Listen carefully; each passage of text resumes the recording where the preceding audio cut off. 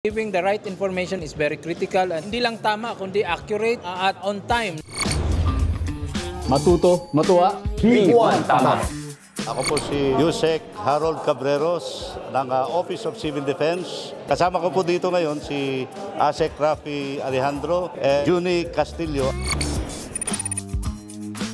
The OCD being the implementing arm of the National Disaster Risk Reduction and Management Council, we are advocating for disaster resilience nationwide. Part of that, yung ating preparedness for response. Sa ngayon, marami tayong ginagawang information campaigns all throughout the country para po ang ating mga kababayan ay alam po ano yung dapat gawin in case of any disasters. Align ito sa ating Juan Tama campaign dahil gusto natin ay yung tamang impormasyon na maibigay natin sa ating publiko. Hindi lang tama kundi accurate at on time. Itong impormasyon na ito ay napakahalaga para sa kanilang kaligtasan upang tuloy-tuloy ang preparasyon, no? Paghahanda sa tuwing may sakuna. Sa ating po mga advocacy sa Office of Civil Defense, marami tayong mga programa na ini-involve na natin yung ating mga kabataan. Yung mga sangguniang kabataan natin hanggang doon sa grassroots ika nga, sa mga barangay, sa mga munisipyo, sa mga probinsya,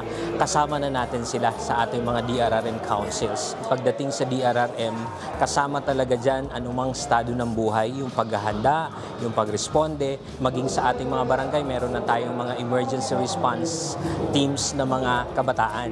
So mga estudyante, mga teenagers natin. So kasama talaga natin sila dito sa paghahanda natin. Si Dingdong Dantes, kasama na natin sa Office of Civil Defense bilang Panatag Pilipinas Campaign Ambassador natin. So siya na ang ating ambassador doon sa mga Panatag Pilipinas videos kung saan nagbibigay ito ng mga simpleng tips na pwede nating gawin ng ating mga kabataan na para sundin, para sa paghahanda dito sa mga bantang panganib na ating mga hinaharap. Science man, sa nature, sa showbiz, pinipili natin ang totoo. Pinipili natin ang facts. Pinipili natin na maging makabuluhan habang nagbibigay ng saya. Yan ang deserve ng bawat Pilipino dahil yan din tama. Para sa ating mga kabataan, kinakailangan po ang inyong suporta at tulong, lalong-lalo na sa ating pag-disseminate ng mga information. Alam namin na lahat tayo, lalong-lalo na ang ating mga kabataan ay tinatawag na techie ngayon.